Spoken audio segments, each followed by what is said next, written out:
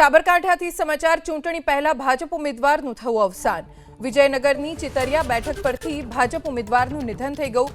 લીનાબેન નીનામાની ગઈકાલે તબિયત લથડી હતી। ભિલોડાની હોસ્પિટલમાં સારવાર દરમિયાન તેમનું નિધન થઈ ગયું।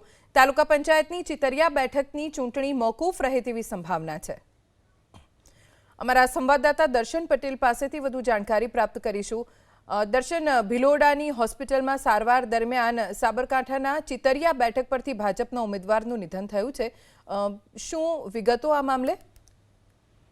ધ્વની, જે સ્થાનિક સ્વરાજ્યની ચૂંટણી છે તે ચૂંટણીના જે ઉમેદવારી પત્રો હતા તે ઉમેદવારી પત્રો પણ ભરાઈ ચૂક્યા હતા। ભારતીય જનતા પાર્ટી દ્વારા વિજયનગરની જે ચિતરિયા બેઠક છે તે ચિતરિયા બેઠકના ભાજપ ઉમેદવાર લીનાબેન નીનામા કે જેઓ અગાઉ પણ જિલ્લા પંચાયતના સદસ્ય તરીકે પોતાનું પ્રતિનિધિત્વ પોતાના વિસ્તારમાં ભારતીય જનતા પાર્ટીની બેઠક પર કરી ચૂક્યા હતા।